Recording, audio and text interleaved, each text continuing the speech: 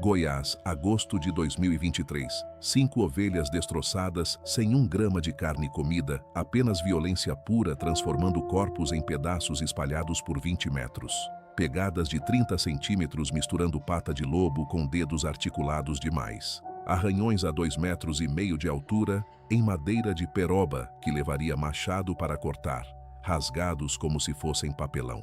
Durval Cordeiro tem 68 anos e passou 30 deles dentro de jaulas com tigres e leões, lendo sinais que mantinham tratadores vivos ou os enterravam sem nome. Quando a criatura que matou suas ovelhas voltou, 2,40 metros de horror bípede com mandíbulas impossíveis e inteligência que calculava, que estudava, que caçava não por fome, mas por dominância territorial. Ele tinha uma vantagem que nenhuma vítima anterior teve. Brutus não é cachorro. 92 quilos de híbrido ilegal de lobo cinzento que Durval manteve acorrentado por décadas, não por crueldade, mas porque conhecia exatamente o que tinha entre aquelas paredes de celeiro. E quando a criatura invadiu, procurando eliminar competição, quando atacou com força que arrancou portões de ferro das dobradiças, Durval fez o que nenhum fazendeiro antes teve coragem ou loucura de fazer: soltou Brutus. Esta é a história do único homem no interior de Goiás que fez o lobisomem recuar. E do preço em sangue que pagou para provar que mesmo o impossível respeita a violência quando encontra violência maior ainda.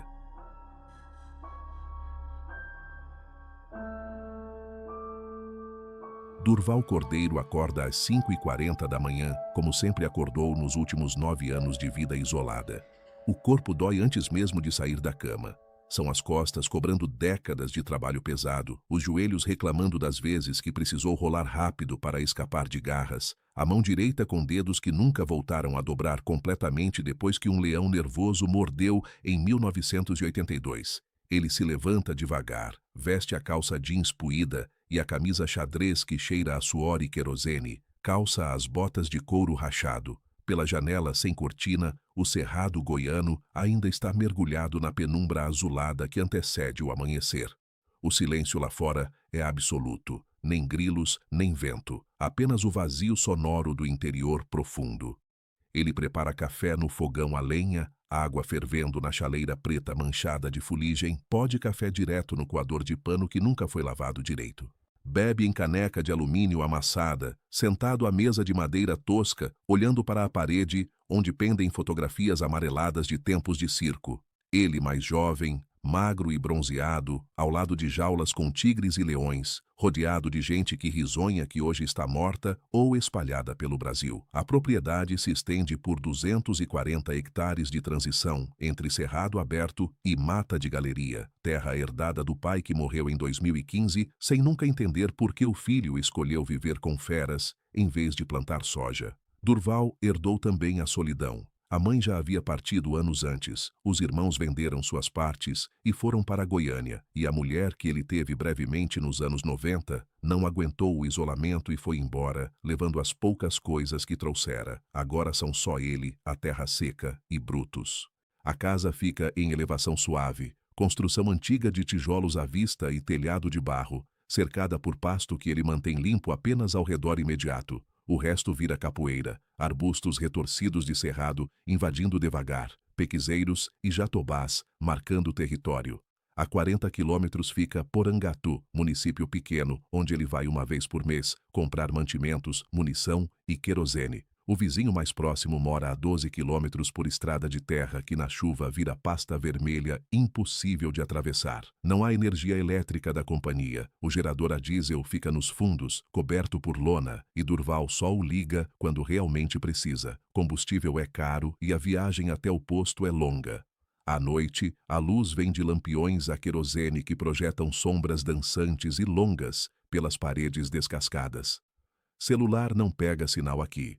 Às vezes, subindo no topo da elevação atrás da casa, consegue-se uma barra fraca que dura segundos. Rádio amador funciona quando a ionosfera colabora. Ajuda, se necessária, leva horas para chegar. Durval aprendeu a viver sabendo que qualquer problema sério terá que resolver sozinho. Essa consciência não o assusta. Trabalhou 30 anos dentro de jaulas com animais que podiam matá-lo em segundos.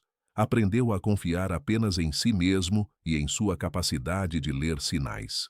O medo que outros sentiriam do isolamento, ele transformou em rotina: acordar, verificar a propriedade, alimentar Brutus, cuidar dos animais restantes, comer algo simples, dormir cedo com a espingarda ao alcance. O celeiro fica a 80 metros da casa, estrutura antiga que o avô de Durval construiu nos anos 40 para armazenar grãos quando a fazenda ainda produzia.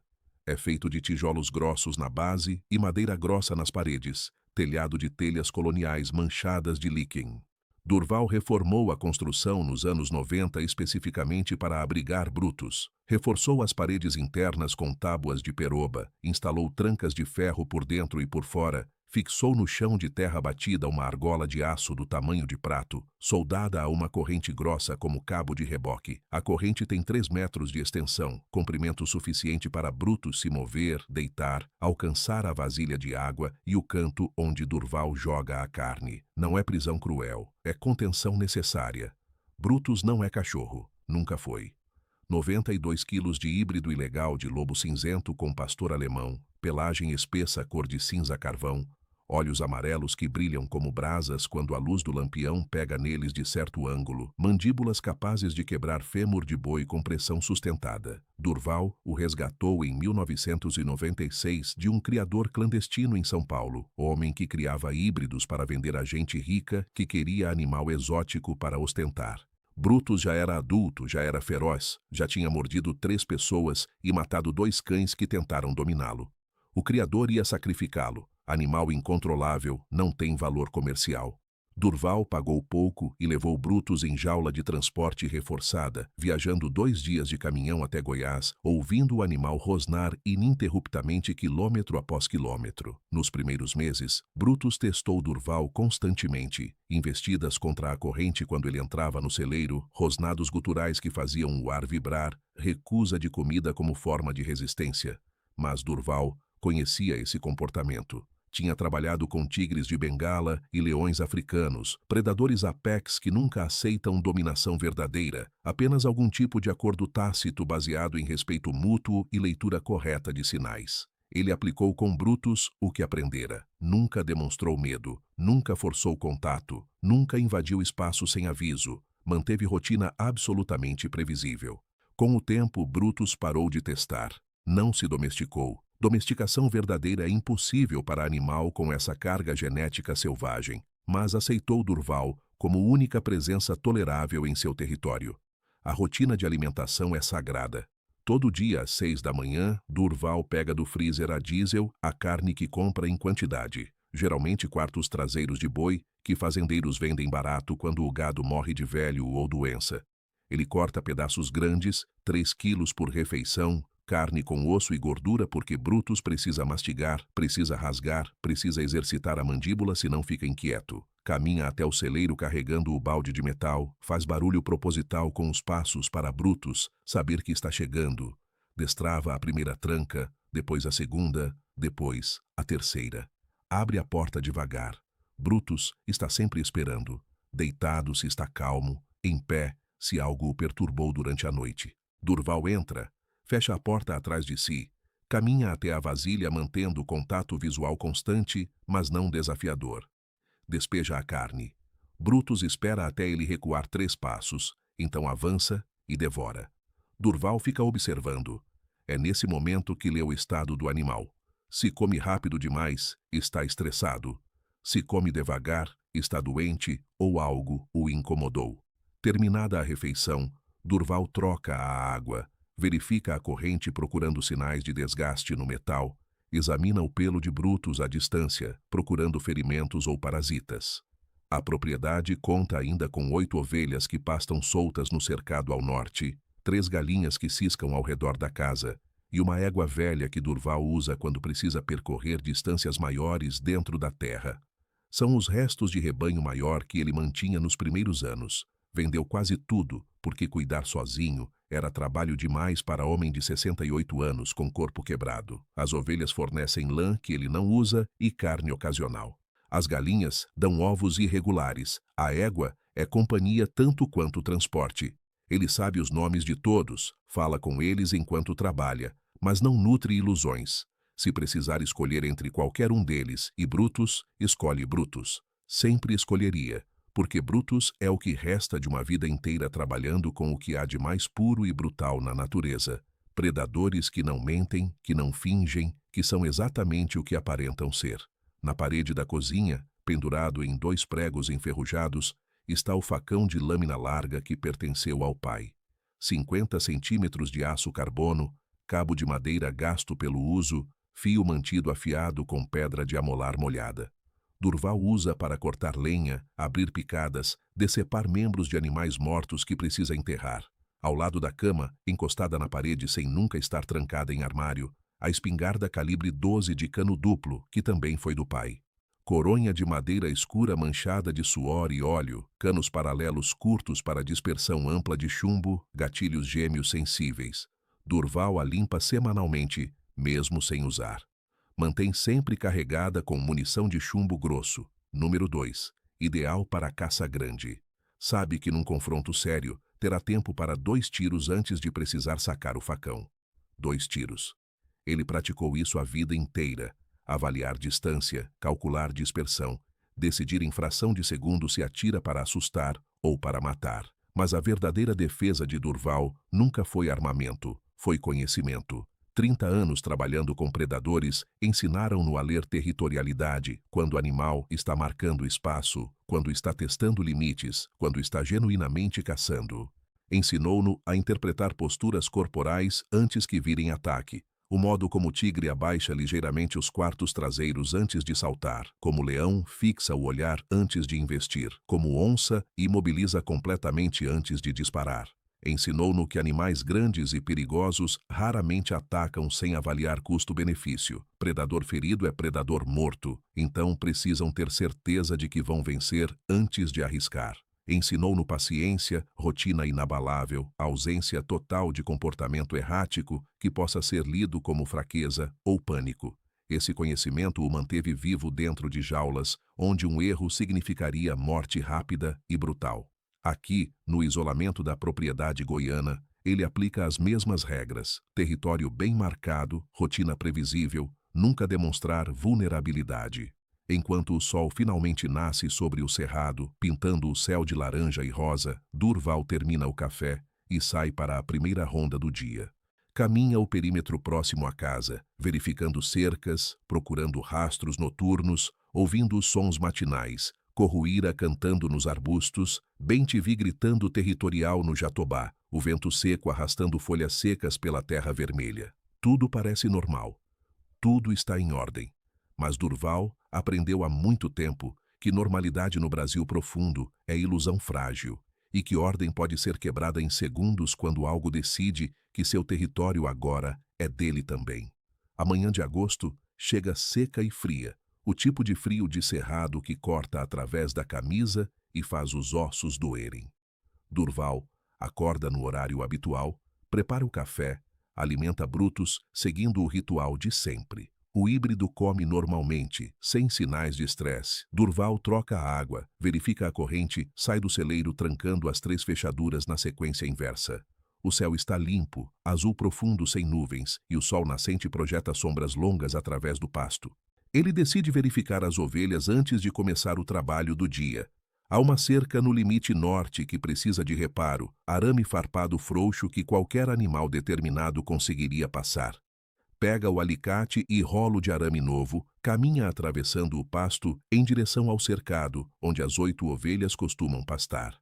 Está a meio caminho quando sente o cheiro. É sutil primeiro, trazido pelo vento que vem do norte. Ferro misturado com algo doce e podre. Cheiro de sangue velho, de vísceras expostas ao sol, mesmo que o sol ainda esteja baixo. Durval acelera o passo, coração já batendo mais rápido, mão instintivamente procurando a espingarda que não trouxe porque era só verificar cerca. Quando alcança a elevação suave que dá vista para o cercado, para completamente. 5 ovelhas estão mortas. Não estão simplesmente mortas, estão destruídas. Espalhadas pelo pasto numa área de talvez 20 metros de diâmetro, pedaços de corpos brancos contrastando brutal contra a grama seca e a terra vermelha. Durval desce a elevação devagar, cérebro já trabalhando mesmo enquanto algo visceral no estômago se revolta contra a cena. A primeira ovelha que alcança tem a caixa torácica completamente aberta, costelas arrancadas e jogadas longe como gravetos quebrados. As vísceras foram pisoteadas, literalmente esmagadas contra o chão, formando pasta roxa escura que atrai moscas varejeiras em nuvens zumbindo. Não há carne faltando, nada foi comido, foi apenas destruído. Ele se move para a segunda carcaça, forçando a mente treinada a catalogar detalhes, enquanto o corpo quer recuar. Esta teve a cabeça arrancada, simplesmente arrancada. O pescoço termina em carne rasgada e vértebras expostas, brancas e limpas, onde foram separadas com força bruta. A cabeça está a quase 20 metros de distância, deitada de lado na grama, olhos vítreos fixos em nada, mandíbula aberta em berro silencioso. O sangue formou poça, que já secou em crosta negra quebradiça. Durval agacha ao lado dos restos, ignorando as moscas que levantam voo irritadas. Estuda o padrão de sangue respingado. Há salpicos a 3 metros de altura no tronco de um pequizeiro próximo, o que significa que o golpe teve força ascendente tremenda, velocidade suficiente para arremessar sangue longe do corpo. Passa os dedos pelas costelas da primeira ovelha, sentindo as bordas irregulares do osso quebrado. Não foi corte limpo. Foi força bruta rasgando através de carne e osso. As outras 3 carcaças mostram variações do mesmo padrão de violência excessiva. Membros arrancados e jogados longe, ventres abertos com vísceras puxadas para fora, mas deixadas intactas, como se o atacante não tivesse interesse em comer, apenas em matar. Durval caminha o perímetro da carnificina procurando rastros. Encontra dezenas, pegadas grandes demais para qualquer canídeo que deveria existir nesta região, fundas demais na terra seca indicando peso considerável. A forma é perturbadora, alongada como pata de lobo ou cachorro grande, mas com 5 dedos claramente separados, terminando em marcas de garras. O espaçamento entre os dedos é errado, antinatural, como se a anatomia do pé tivesse sido esticada além do que a biologia canina permite. Algumas das pegadas são mais fundas na frente, como se a criatura estivesse se movendo bípede, peso concentrado nas pernas traseiras. Outras mostram o padrão completo de quadrúpede em corrida. Durval conhece ataques de predadores, trabalhou com eles durante 30 anos dentro de jaulas, estudou comportamento, limpou restos de presas que leões e tigres matavam quando os circos ainda podiam alimentá-los com animais vivos. Onça mata com precisão, vai para a nuca ou crânio, mata rápido e come metódico. Matilha de cães selvagens ataca em grupo, rasga e devora. Briga pelos pedaços melhores, deixa poucos restos porque comem até os ossos. Isto não é nenhum dos dois. Isto é carnificina sem propósito alimentar. Violência pela violência. Destruição que vai além de instinto de caça.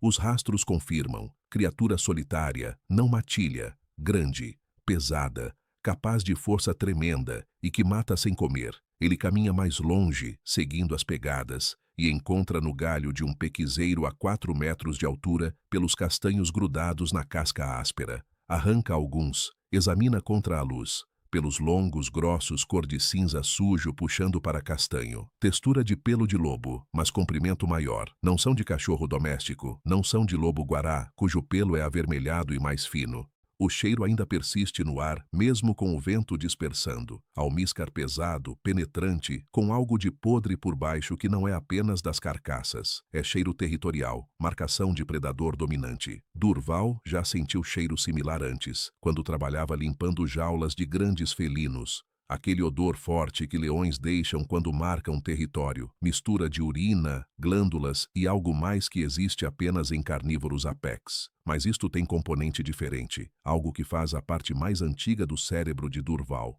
a parte que evoluiu para detectar perigo antes que a razão processasse, acender sinais de alerta. Ele passa a mão pelo rosto, tentando processar.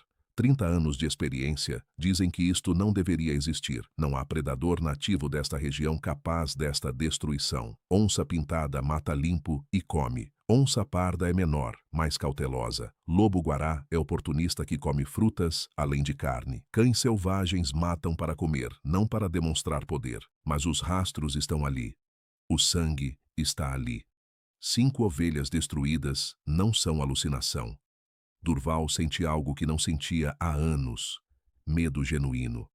Não o medo performático que sentia quando entrava em jaula com tigre nervoso, medo controlado que servia para manter alerta. Este é medo mais profundo, primitivo, que vem de encarar evidência de predador desconhecido em seu próprio território. Ele vasculha a memória procurando referências, conversas de boteco em Porangatu, histórias que velhos contam, lendas que benzedeiras sussurram. Lembra-se vagamente de Zé Hilário mencionando uma vez, anos atrás, algo sobre criaturas que apareciam em fazendas perto do rio. Lembra-se do tom que o velho usou. Não tom de quem conta folclore, mas de quem relata fato histórico desagradável que prefeririam esquecer. Precisa ir à cidade, precisa munição extra, precisa conversar com Zé Hilário, mas primeiro precisa lidar com as carcaças. Deixá-las aqui vai atrair urubus, gambás, talvez onças verdadeiras atraídas pelo cheiro de sangue fácil.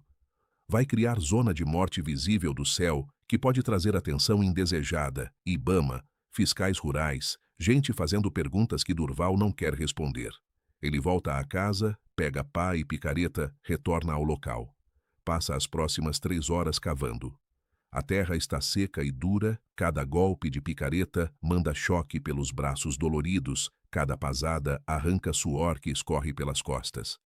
Cava buraco fundo o suficiente para que urubus não consigam desenterrar. Arrasta as carcaças uma por uma. O peso morto das ovelhas destroçadas é maior do que parece. Vísceras escorregando, sangue seco grudando nas mãos. Joga tudo no buraco, cobre com terra, compacta batendo com a pá. Apaga a cena, mas não consegue apagar da memória a brutalidade do que viu. Quando termina, já passa do meio-dia. O sol está alto e brutal. Calor seco do cerrado rachando os lábios, garganta pedindo água. Durval volta à casa, lava as mãos na torneira externa, esfregando até a água sair limpa, bebe direto da caneca que enche e esvazia 3 vezes. Come pão velho com linguiça frita, comida que não tem gosto porque a mente está ocupada demais processando implicações.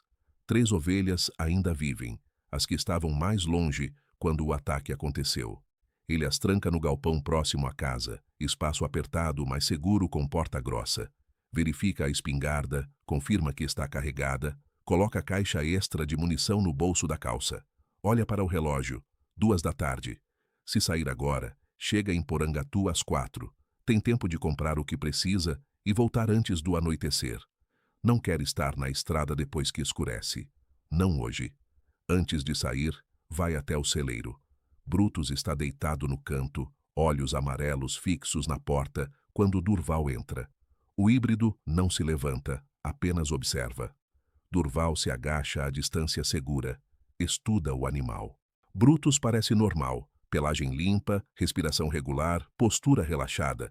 Se a criatura que matou as ovelhas passou perto do celeiro durante a noite, Brutus não demonstra sinais de estresse residual. Mas Durval sabe que animais processam trauma diferente de humanos. Guardam memória, mas não ruminam. Se Brutus tivesse sentido presença ameaçadora, teria reagido no momento e depois seguido em frente. Ele derrama mais água no bebedouro, verifica a corrente mais uma vez, sai trancando tudo. Sobe na caminhonete velha Ford F1000, ano 1985, que roda mais por teimosia que por mecânica, liga o motor que tosse antes de pegar. A estrada de terra se estende vermelha e empoeirada, até onde a vista alcança. A viagem até Porangatu demora exatamente 2 horas e 12 minutos, cada buraco e lombada conhecidos de memória. Durval passa por 3 propriedades no caminho, cercas bem mantidas, gado pastando tranquilo, nenhum sinal de ataque ou perturbação. O que quer que tenha invadido seu território escolheu especificamente sua fazenda, ou está começando por ela. Quando alcança a cidade, sol já está descendo, luz ficando dourada e longa. Porangatu é município pequeno, 20.000 habitantes se contar a zona rural, ruas de asfalto rachado, comércio modesto. Durval estaciona em frente à venda do Zé Hilário, construção antiga de tijolo aparente com varanda de madeira, onde o velho sempre está sentado em cadeira de balanço, fumando cigarro de palha. Hoje não é diferente. Zé Hilário deve ter uns 80 anos, pele curtida de quem passou vida inteira no sol, olhos pequenos e espertos, sob chapéu de palha desfiado. Durval sobe os degraus da varanda, cumprimenta com aceno de cabeça.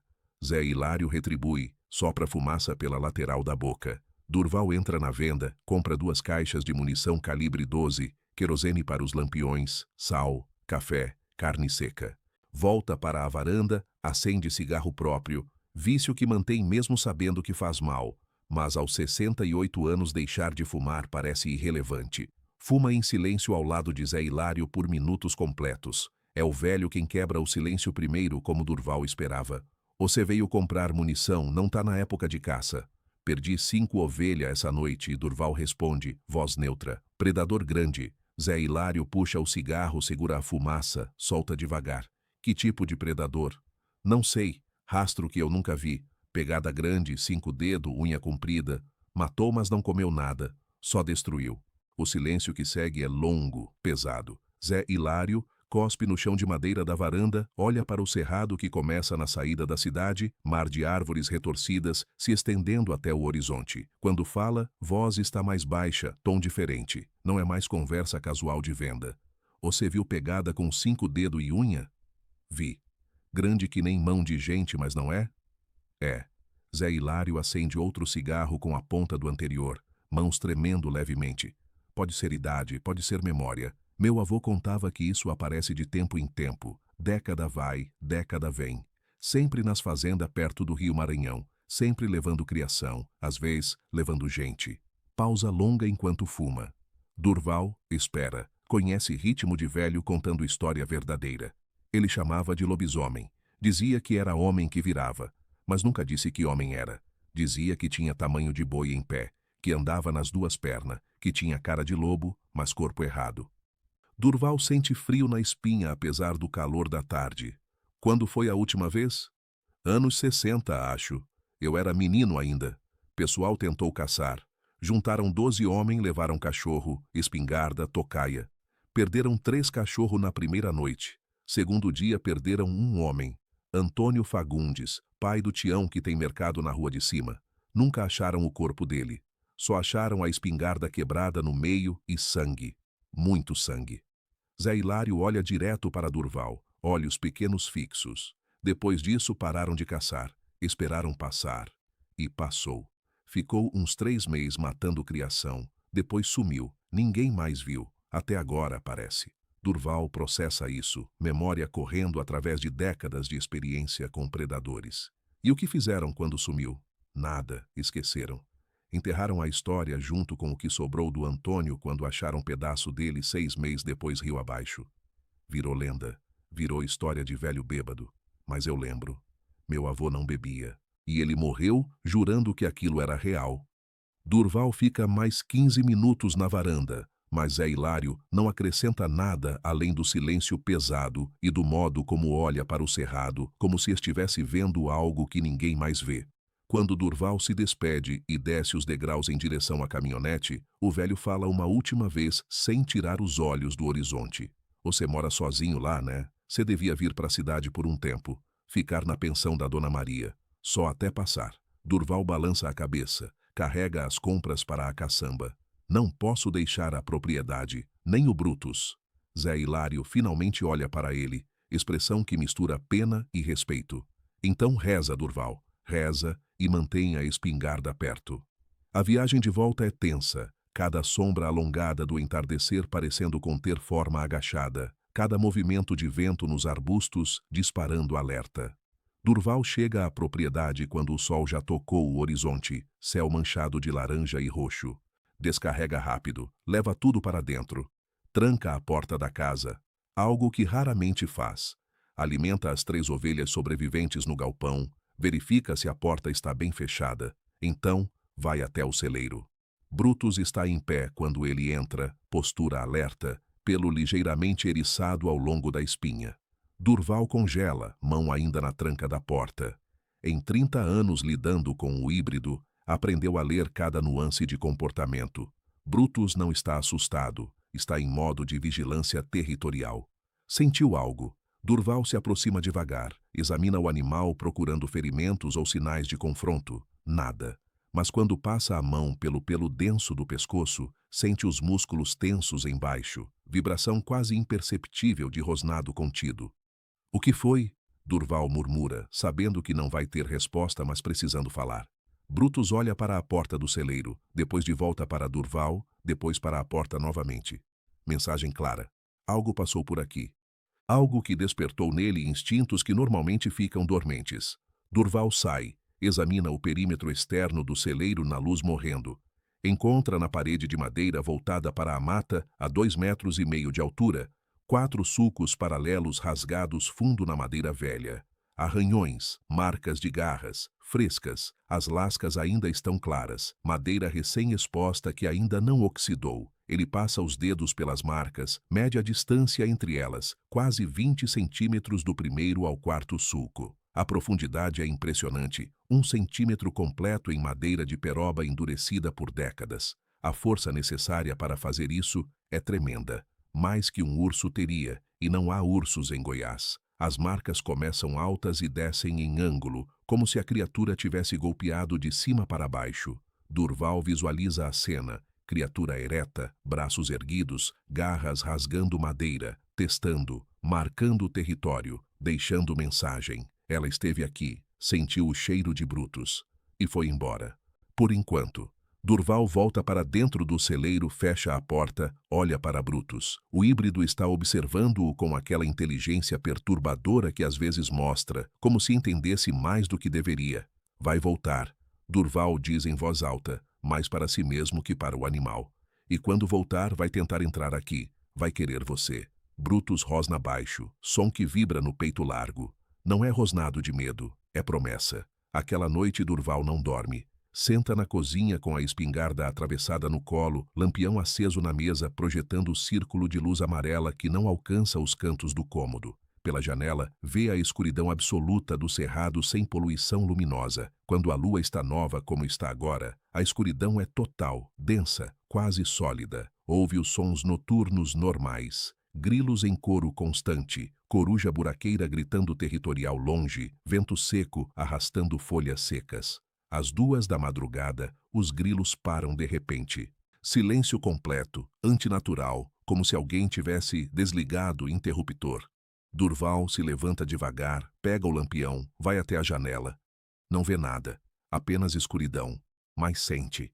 Aquela sensação de ser observado que todo predador reconhece quando vira presa. Então, do celeiro, vem o rosnado de Brutus. Não é o rosnado territorial comum. É rosnado sustentado, ininterrupto, subindo em intensidade, soando quase como medo misturado com fúria. Durval nunca ouviu Brutus demonstrar medo. Ele apaga o lampião. Luz torna o alvo fácil. Espera os olhos se ajustarem à escuridão. Pega a espingarda, destrava a porta da cozinha com cuidado para não fazer barulho, sai para o terreiro. A noite está fria, ar cortante enchendo os pulmões. A lua minguante fornece apenas sugestão de luz, o suficiente para distinguir formas maiores, mas não detalhes. Durval caminha devagar em direção ao celeiro, botas fazendo barulho mínimo na terra seca. Brutus continua rosnando lá dentro, som contínuo que faz o ar vibrar. Durval está a meio caminho entre casa e celeiro, quando vê a criatura. Está a 50 metros, na borda do pasto, onde começa a mata de galeria, parcialmente coberta pela sombra de um jatobá grande. A silhueta recorta contra o céu ligeiramente mais claro. Grande demais, formato errado, postura ereta demais. Durval para completamente, respiração presa na garganta. A criatura também está imóvel, observando. A luz fraca da lua pega apenas o contorno, ombros largos, cabeça alongada, braços longos pendurados ao lado do corpo massivo. Durval ergue a espingarda devagar, encosta a coronha no ombro, mira. A distância é grande demais. 50 metros, chumbo vai dispersar. Muitos chumbos vão errar. Os que acertarem não vão ter energia suficiente para penetrar fundo. Ele sabe isso. Trabalhou com armas durante décadas, conhece balística básica. Mas algo no modo como a criatura está ali, imóvel, apenas observando, faz ele hesitar. Não é comportamento de animal prestes a atacar. Predador que vai atacar se move, abaixa o corpo, aproxima-se, testa a distância.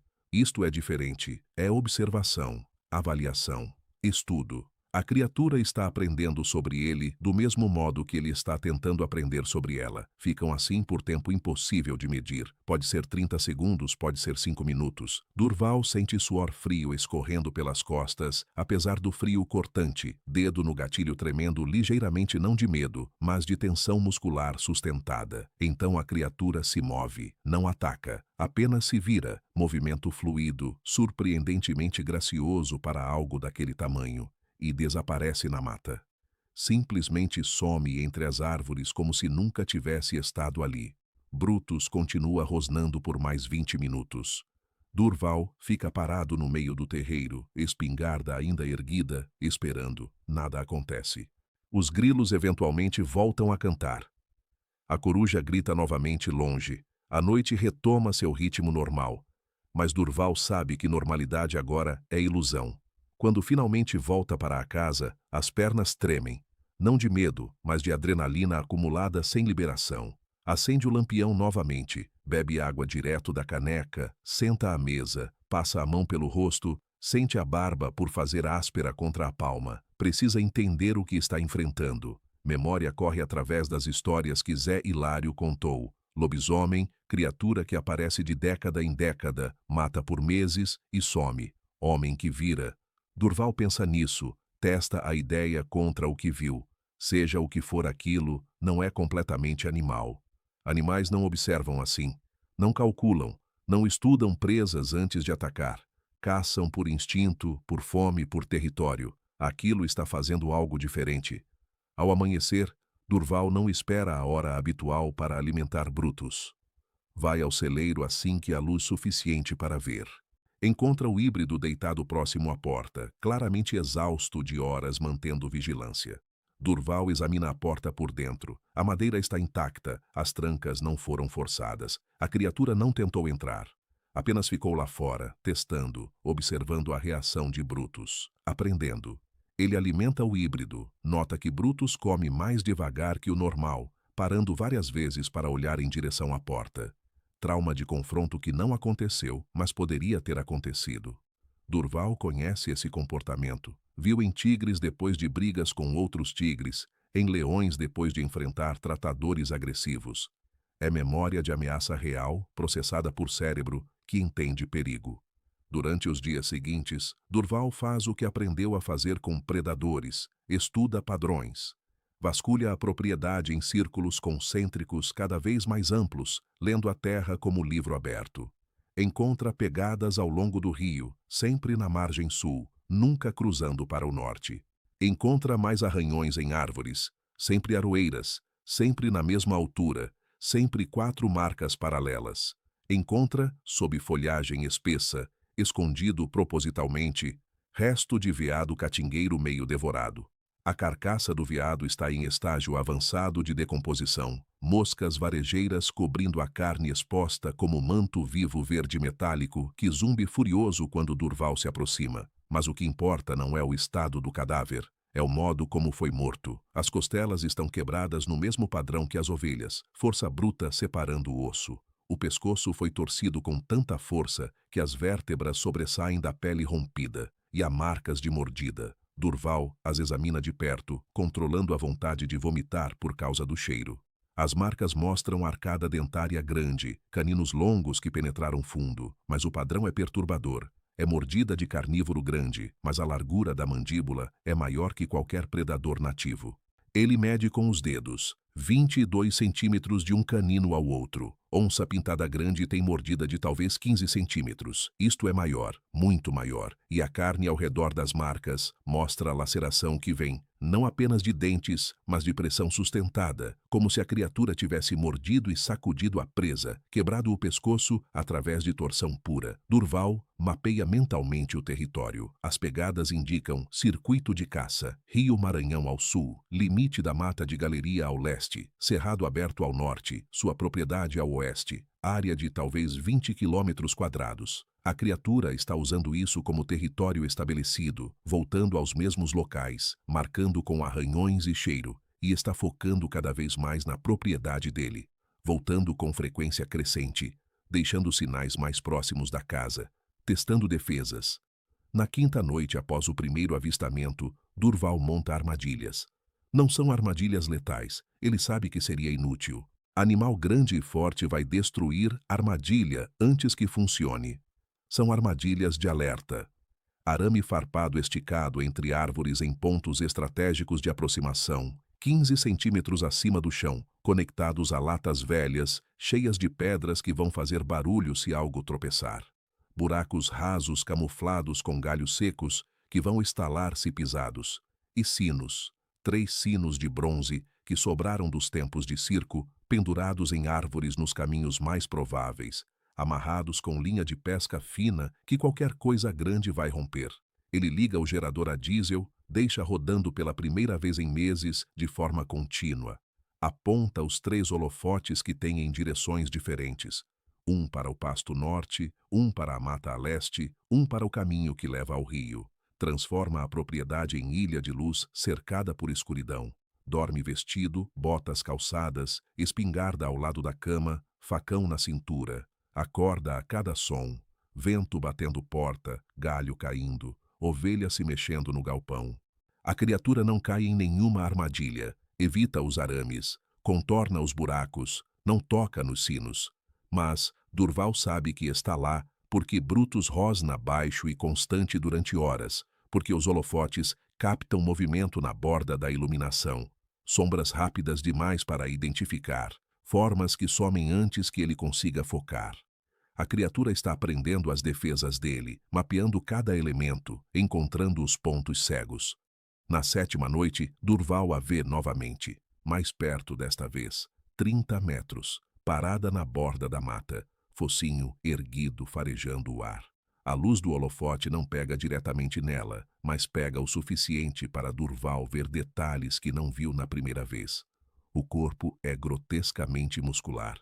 Ombros que parecem deformados de tão largos, braços que pendem até quase os joelhos quando está ereta, pernas traseiras digitígradas como de lobo, mas grossas como troncos de árvore jovem. O pelo é castanho acinzentado, denso no dorso e ombros, mais ralo no peito, onde a pele escura aparece. Mas é a cabeça que trava a respiração de Durval. Crânio alongado como de lobo, mas largo demais, pesado demais, com testa abaulada que sugere espaço para cérebro maior que deveria ter. Focinho encurtado, menos proeminente que canídeo puro, revelando presas amareladas quando os lábios negros se retraem. E os olhos, fundos, absorvendo luz em vez de refletir, acompanhando Durval com foco que é perturbadoramente consciente. Durval ergue a espingarda. A criatura não se move. Ele mira, dedo no gatilho, 30 metros. Distância melhor, chumbo vai manter mais energia, chance real de ferimento sério. Mas então percebe, a criatura quer que ele atire, está testando, querendo ver alcance, efeito, quanto perigo ele realmente representa. Durval atira. O trovão do disparo rasga a noite, coronha socando o ombro com força familiar, cheiro de pólvora queimada enchendo o ar. O chumbo atinge. Durval vê cascas de árvore explodirem onde a criatura estava. No segundo que levou para o tiro percorrer a distância, ela se moveu. Velocidade impossível para algo daquele tamanho, deslocamento lateral explosivo. Quando a fumaça baixa, não há nada. Apenas árvores danificadas e silêncio. Brutus está uivando no celeiro agora. Som que Durval nunca ouviu dele fazer. Uivo longo e agudo que soa quase como aviso. No dia seguinte, Durval encontra o portão do curral das ovelhas arrancado, não aberto, arrancado das dobradiças. A madeira grossa de aroeira, 5 centímetros de espessura, está estilhaçada como se tivesse sido atingida por trator. As dobradiças de ferro estão torcidas. Metal dobrado formando ângulos impossíveis. O portão inteiro foi jogado a 10 metros de distância. Durval olha para os restos, toca o metal torcido, sente frio na espinha. Mensagem clara como se estivesse escrita. Ela pode destruir suas defesas quando quiser. Está apenas escolhendo não fazer ainda. Está brincando com ele. Durval percebe então a verdade completa. Está sendo caçado. Não como ovelha é caçada, morte rápida por necessidade. Está sendo caçado como felino grande caça, testando a presa, estudando padrões, esperando o momento de fraqueza. A criatura não está atacando por fome. As carcaças não comidas provam isso. Está atacando por território, por dominância, talvez por algo mais próximo de prazer. E Durval, sozinho com espingarda que a criatura já aprendeu a evitar, e facão que exige proximidade suicida, sabe que não vai vencer em confronto direto. Não tem velocidade, não tem força, não tem alcance suficiente com as armas que possui. A única vantagem que tem é conhecimento. Décadas lendo o comportamento de predadores, entendendo hierarquia, reconhecendo padrões. E tem Brutus, 92 quilos de híbrido de lobo que nunca recuou de nada em sua vida. A criatura quer Brutus. Durval percebe isso agora. Os arranhões no celeiro, o modo como observa o prédio, o rosnado que vem de lá quando ela se aproxima. Para a criatura, Brutus é competidor territorial, outro predador alfa que precisa ser eliminado. Para Durval, isso é oportunidade. Única oportunidade. Ele vai até o celeiro, olha para Brutus. O híbrido está deitado, mas alerta, olhos fixos nele. Durval fala em voz baixa. Vai ter que ser você. Eu não consigo, mas você consegue. Se eu te soltar quando ela vier, deixa a frase morrer. Sabe que é sentença de morte possível para o único ser vivo que tolerou sua presença por décadas, mas também sabe que é a única chance de ambos sobreviverem. A criatura vai continuar voltando, vai continuar testando, e eventualmente vai atacar de verdade. Quando isso acontecer, Durval precisa de algo que ela não espera. Precisa de Brutus livre. A noite escolhida pela criatura chega numa sexta-feira de agosto, céu limpo e frio cortante, descendo das chapadas distantes. Durval sabe que será essa noite. Passou os últimos 3 dias sem ver nenhum sinal, nenhuma pegada nova, nenhum movimento nas bordas da propriedade. Silêncio assim significa que predador está esperando, observando de longe, aguardando o momento certo. Ele prepara tudo meticulosamente, verifica a espingarda, limpa os canos com vareta e flanela embebida em óleo, carrega com munição nova, chumbo número 2, 9 projéteis por cartucho, cada um do tamanho de ervilha e capaz de abrir buraco em carne. Segundo cartucho já fica no cano inferior, mais 2 no bolso da camisa, onde pode alcançar rápido. O facão sai da parede da cozinha, lâmina de 50 centímetros, que ele afia na pedra molhada até o fio cortar papel, só com o peso. Prende na cintura com bainha de couro rachado, enche lampião de querosene até a borda, ajusta o pavio, testa a chama, luz amarela firme e constante. Coloca garrafa extra de querosene perto da porta, tampa frouxa para abrir rápido se precisar. Às 6 da tarde alimenta Brutus seguindo o ritual exato. 3 quilos de carne com osso, água fresca no bebedouro. Mas dessa vez, enquanto o híbrido come, Durval trabalha nas trancas. Destrava a primeira, depois a segunda. Deixa apenas a terceira fechada, a que pode abrir de fora com movimento único. Brutus nota a mudança.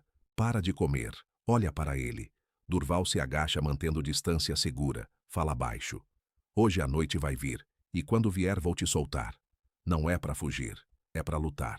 Brutus inclina a cabeça levemente, gesto que parece quase humano na forma como processa a informação. Então volta a comer, mais devagar agora, mastigando com atenção como se estivesse se preparando para esforço prolongado. Durval verifica a corrente pela última vez. 3 metros de aço trançado grosso como punho, presa à argola soldada no chão.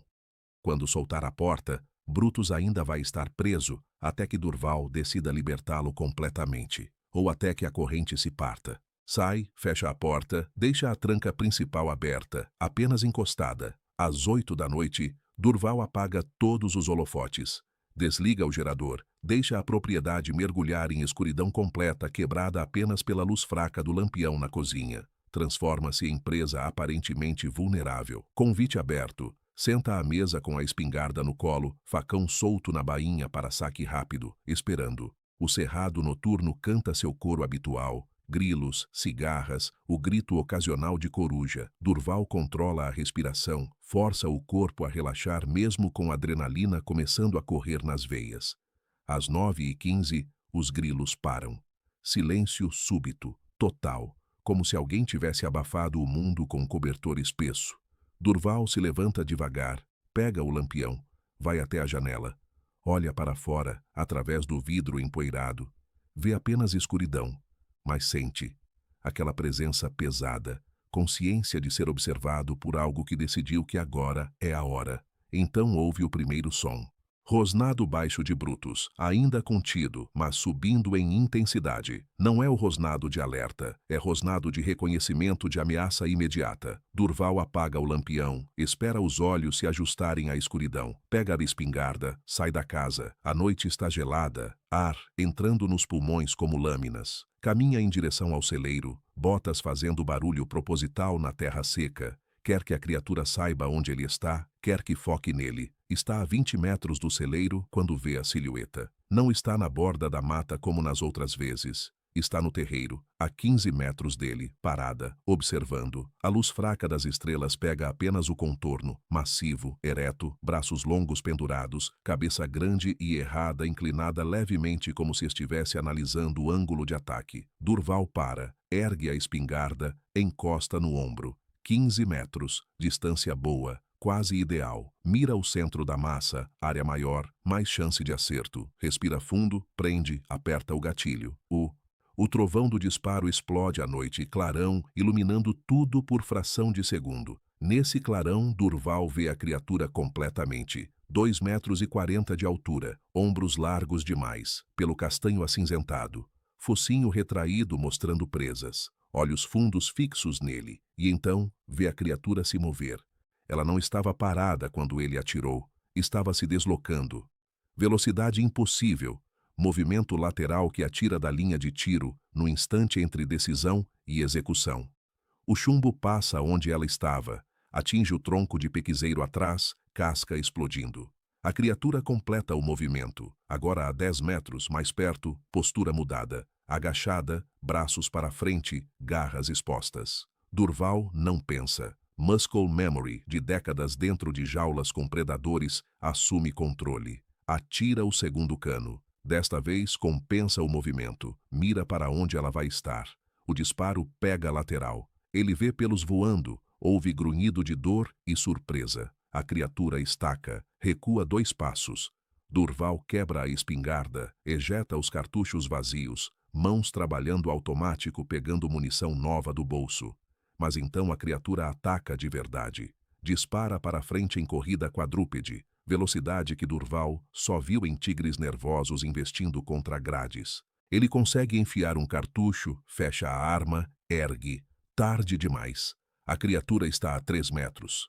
Durval se joga para o lado, rola no chão como aprendeu quando leões pulavam muito perto. Sente deslocamento de ar quando garras rasgam o espaço onde estava. Bate no chão com força que expulsa ar dos pulmões. Perde a espingarda. A criatura pivoteia, movimento fluido apesar do tamanho. Localiza-o no chão. Durval vê de baixo, perspectiva aterrorizante que mostra o tamanho real. A criatura se ergue completamente sobre as pernas traseiras, silhueta recortando contra as estrelas. Braços erguidos com garras de 15 centímetros, curvadas como foices. Vai golpear de cima para baixo, esmagar. Então, a porta do celeiro explode para fora. Brutus sai como projétil cinza, corrente arrastando atrás, 92 quilos de músculo e fúria territorial, colidindo com a criatura antes que ela complete o golpe. O impacto é brutal. Som de corpos pesados chocando, rosnados duplos rasgando a noite. A criatura cambaleia, surpreendida pela primeira vez, desde que começou a caçar neste território. Brutus não dá tempo para recuperação. Vai direto para o braço direito, mandíbula travando, presas de híbrido de lobo penetrando pelo denso. A criatura urra, som que mistura uivo canino com grito quase humano, agudo e furioso. Ergue o braço, Brutus pendurado nele como sanguessuga enorme, recusando soltar. Sacode. Brutus aguenta, mandíbula travada, nunca soltando porque soltar significa morte. A criatura muda de tática. Ergue o braço livre, garras expostas, golpeia. Durval vê as garras rasgarem o lombo de Brutus, abrindo 3 sulcos paralelos profundos. Sangue jorra negro sob a luz das estrelas. Brutus gane, som de dor pura, mas não solta. Contra-ataca, soltando o braço e indo direto para a garganta. Salto vertical que leva todo o seu peso contra o peito da criatura. A criatura recua, desequilibrada pela primeira vez. Dá 2 passos para trás. Brutus avança rosnando, pelo completamente eriçado, transformando-o em algo ainda maior.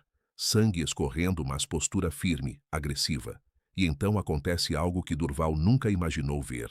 A criatura hesita, olha para Brutus, depois para Durval, que está se levantando pegando a espingarda. Calcula. Avalia custo versus benefício, como o predador inteligente faz. Mas a hesitação dura apenas segundos. A criatura decide. Vai finalizar a ameaça maior primeiro. Investe contra Brutus, golpe horizontal com braço esquerdo buscando rasgar. Brutus desvia mais rápido que algo de seu tamanho deveria ser, contra-ataca mordendo a perna traseira. A criatura cai de joelhos, rugindo. Durval termina de carregar a espingarda, ergue, mira. 5 metros agora, alvos se movendo rápido demais. Brutus grudado na criatura, risco enorme de acertar o híbrido. Ele espera, procurando abertura. A criatura agarra Brutus com ambas as mãos, garras penetrando-o pelo grosso, e arremessa. Brutus voa 3 metros. Bate no chão rolando, a corrente finalmente partindo com estalo metálico. Livre. Completamente livre pela primeira vez em décadas. A criatura se levanta, sangrando de múltiplos ferimentos. Braço direito rasgado, perna traseira mordida fundo, pelo arrancado em várias áreas. Olha para Brutus se levantando. Olha para Durval com espingarda apontada. E pela primeira vez desde que começou a caçar neste território, a criatura reconhece que pode perder. Ela recua. Devagar primeiro, postura ainda ameaçadora, mas dando passos para trás em direção à mata. Brutus avança, mancando da perna traseira, mas rosnando constante, sangue pingando, mas determinação inabalável. A criatura dá mais 2 passos para trás. Durval mantém a mira, seguindo o movimento. Sai da minha terra, ele diz em voz baixa, não grito, apenas declaração factual. A criatura para na borda, entre terreiro e vegetação.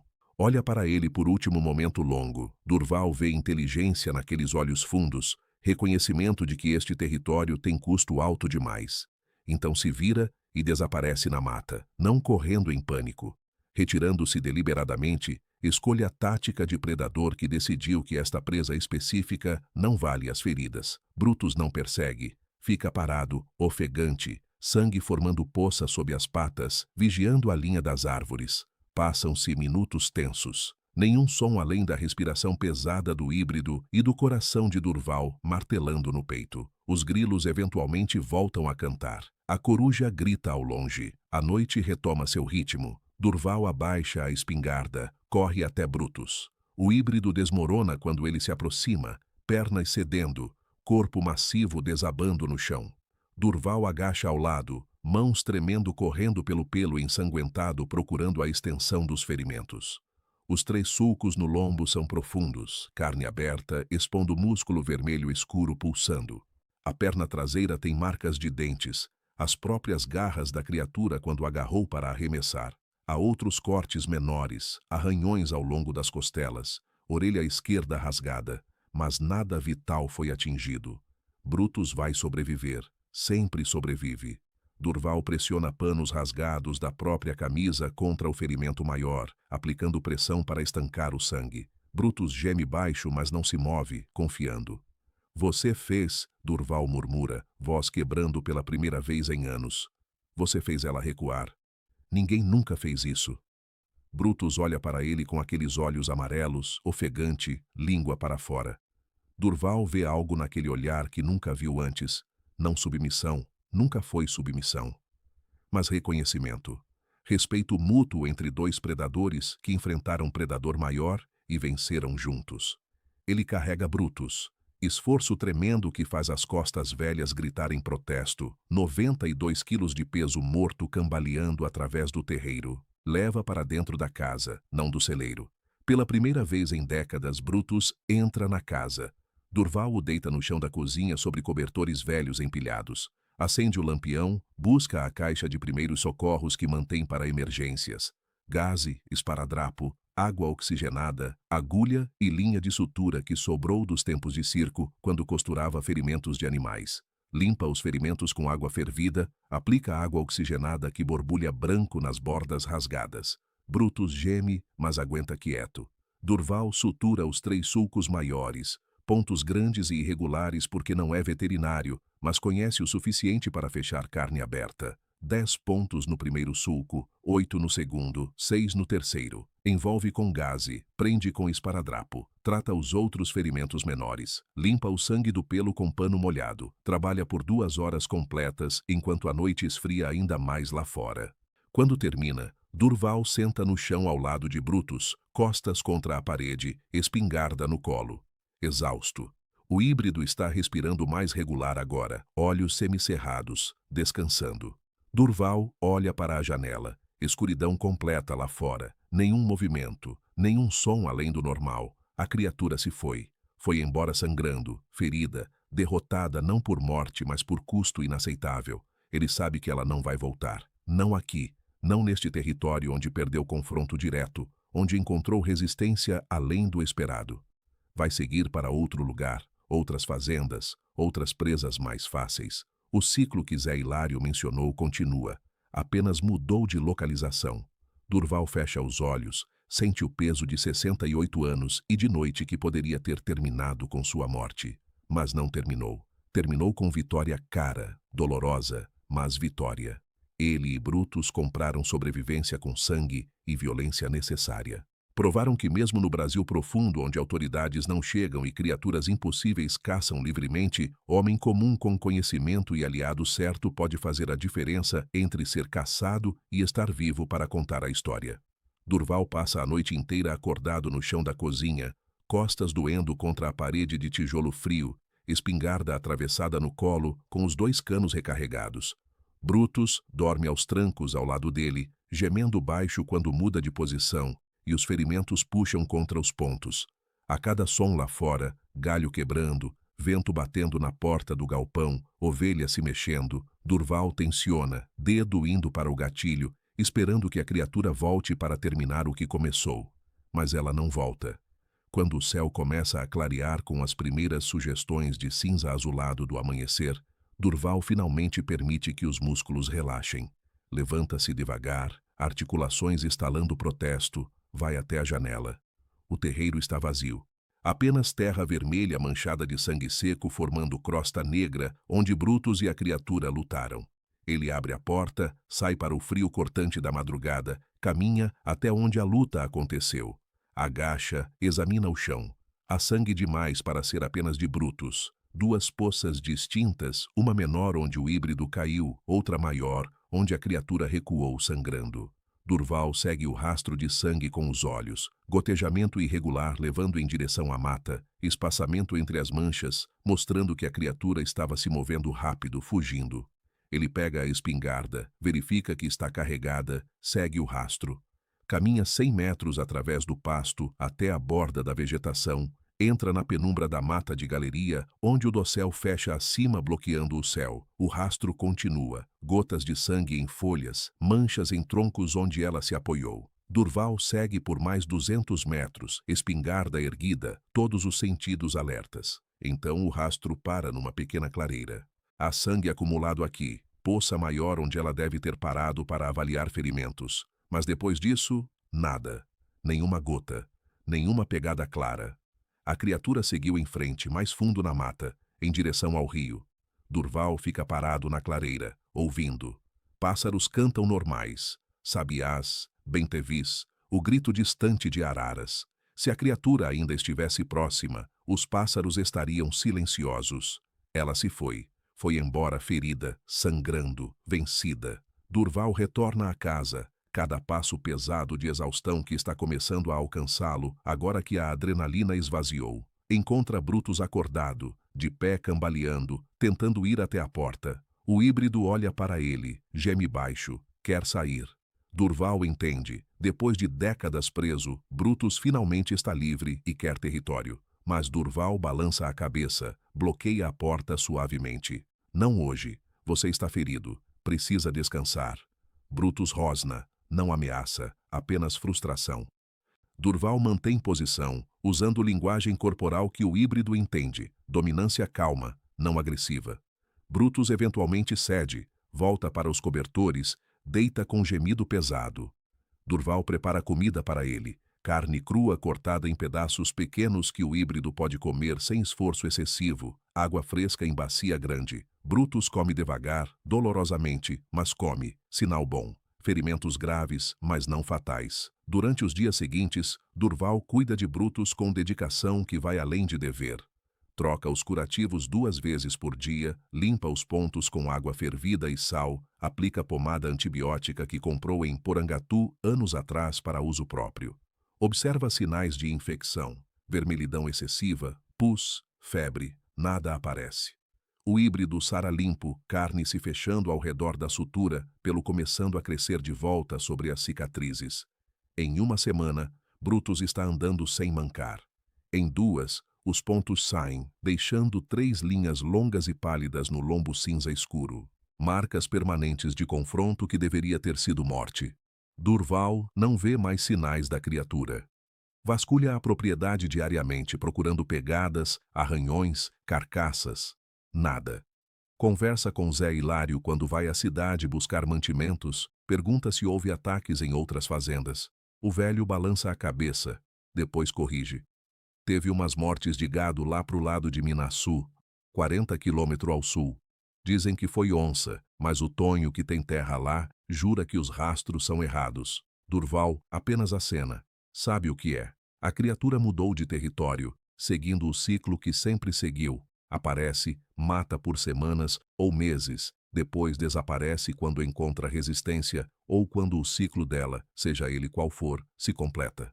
Ela não vai voltar para sua propriedade, não depois de ser ferida aqui, não depois de perder confronto direto, mas vai voltar em algum lugar, talvez não em sua vida. Durval tem 68 anos, corpo quebrado, e sabe que não tem muitos anos pela frente, mas a criatura vai voltar. O padrão que Zé Hilário descreveu, que o avô dele testemunhou nos anos 60, não se quebrou, apenas pausou, mudou de lugar. 3 semanas após o confronto, Durval toma decisão. Vai até o celeiro, olha para a estrutura velha com porta arrancada, corrente partida enferrujando no chão de terra. Não vai prender Brutus novamente. Não depois do que o híbrido fez. Não depois de provar que a lealdade brutal entre eles vale mais que contenção forçada. Ele reforma o celeiro de forma diferente. Remove o que resta da corrente, amplia a abertura na parede lateral, transforma a prisão em abrigo voluntário. Brutus pode entrar e sair quando quiser. E Brutus escolhe ficar. Não porque está preso, mas porque este é seu território agora, compartilhado com Durval, em acordo tácito que nenhum dos dois precisa verbalizar. O híbrido dorme no celeiro quando quer proteção do frio ou da chuva.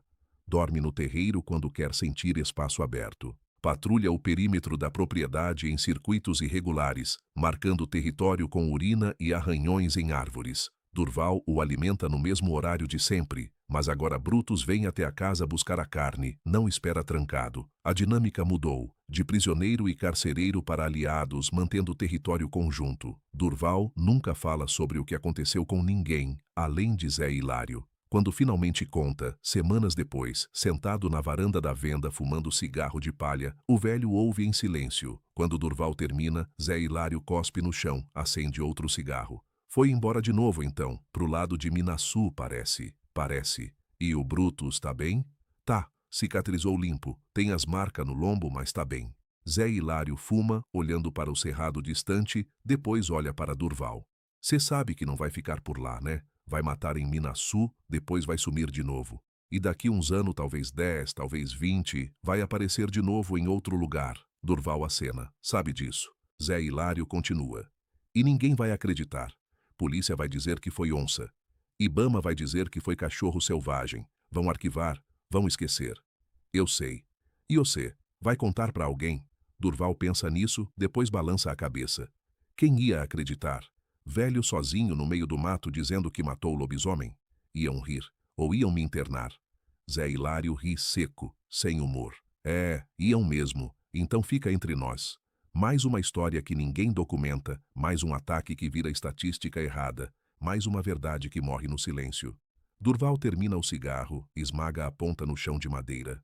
Não morreu completamente, Brutus sabe. Eu sei. A criatura sabe, por isso não voltou. E agora você sabe. E de que adianta a gente saber se não muda nada? Muda para mim. Muda porque sei que quando enfrentei o impossível não fugi. Muda porque sei que o que saiu do celeiro naquela noite foi a única coisa nesse território que fez aquela criatura recuar. Zé Hilário olha para ele longo momento, depois acena devagar. Cê tem razão. E quando ela voltar daqui uns anos em outra fazenda, talvez tenha outro velho teimoso que não vai fugir. Talvez tenha outro cachorro bravo. Talvez.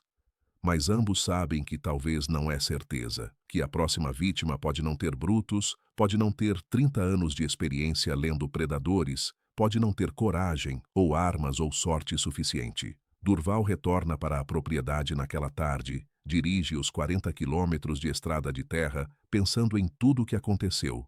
Quando chega, sol está se pondo, pintando o cerrado de laranja e vermelho.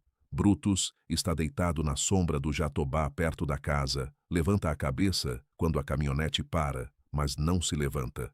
Ainda conservando energia, ainda sarando completamente. Durval descarrega as compras, prepara comida simples, arroz, feijão, linguiça frita. Come sozinho à mesa de madeira tosca, olhando pela janela para o terreiro onde a luta aconteceu. As manchas de sangue já foram levadas pela chuva que caiu 2 dias atrás. A terra vermelha absorveu tudo, como sempre absorve. Sangue de ovelhas, sangue de criaturas impossíveis, sangue de homens que morreram sem registro. O Brasil profundo guarda seus segredos assim, engolindo evidências, transformando verdade em lenda, lenda em folclore, folclore em história que velhos contam e jovens não acreditam. Quando termina de comer, Durval sai para a varanda, senta na cadeira de madeira velha que range sob o peso. Brutus se levanta, caminha até ele mancando levemente, deita aos pés da varanda. Companhia silenciosa, aliança que não precisa de palavras. A noite desce sobre o cerrado goiano, frio cortante substituindo o calor do dia, estrelas aparecendo uma por uma no céu limpo sem poluição luminosa. Durval acende cigarro, fuma devagar, olhando para a linha das árvores que marca o limite entre propriedade e mata selvagem. Pensa em tudo que aprendeu nesses 68 anos, que predadores respeitam força, que territórios são defendidos com sangue, que lealdade brutal vale mais que domesticação falsa, que algumas verdades morrem no silêncio, mas outras sobrevivem através de quem as viveu. Pensa na criatura, onde quer que esteja agora, ferida e caçando em território novo 40 quilômetros ao sul. Pensa nos fazendeiros de Minaçu que vão perder gado, que vão chamar autoridades, que vão ouvir que foi onça mesmo sabendo que não foi. Pensa no ciclo que continua, imparável, porque ninguém com poder de interromper acredita que existe. E pensa em Brutus, deitado ali com cicatrizes no lombo, único ser vivo que enfrentou a criatura diretamente e a fez recuar. Durval joga o cigarro no chão, esmaga com a bota. Levanta-se, entra na casa, pega a espingarda. Limpa mesmo tendo limpado ontem, porque rotina mantém sanidade. Recarrega, deixa ao lado da cama. Deita vestido, botas calçadas, sabendo que vai acordar várias vezes durante a noite com sons normais, que vão disparar alerta, mas também sabendo que se a criatura voltar, não hoje, não amanhã, mas algum dia no futuro improvável, ele e Brutus estarão prontos. Estarão esperando. Porque o que saiu do celeiro naquela noite não foi apenas híbrido de lobo liberado de corrente. Foi aliança impossível entre homem velho com corpo quebrado, mas conhecimento profundo e fera que nunca se domesticou, mas escolheu lutar ao lado dele. Foi prova de que no Brasil profundo, onde autoridades não chegam, onde criaturas impossíveis caçam livremente, onde verdade morre no silêncio do descaso oficial, ainda existe resistência, ainda existe território defendido, ainda existe linha que não se cruza sem pagar preço em sangue. Nas noites que seguem, Durval e Brutus mantêm vigília silenciosa. O homem na varanda com espingarda no colo, o híbrido deitado próximo com cicatrizes visíveis sob o pelo cinza-carvão que cresce de volta. Ambos olham para a mata distante. Ambos carregam memória de garras e presas, e violência necessária. Ambos sabem que o cerrado goiano guarda segredos que a ciência não catalogou e que o governo não reconhece. E ambos sabem que quando esses segredos se manifestam em carne e sangue e fúria noturna, tudo o que resta é conhecimento, coragem e lealdade brutal de aliado que nunca vai te trair. O silêncio do interior se encarrega do resto, enterrando verdades, transformando fatos em folclore, garantindo que histórias como esta morram com quem as viveu. Mas Durval Cordeiro, ex-tratador de circo com 68 anos e corpo marcado por décadas lidando com predadores, não liga para o que as autoridades vão acreditar ou documentar. Ele sabe o que enfrentou, sabe o que venceu. E sabe que o preço dessa vitória, cicatrizes no lombo de Brutus, noites sem dormir, solidão ainda maior num território que provou ser mais perigoso que imaginava, foi preço que valeu a pena pagar para continuar vivo, livre e dono da própria terra contra tudo que decidiu que não deveria ser.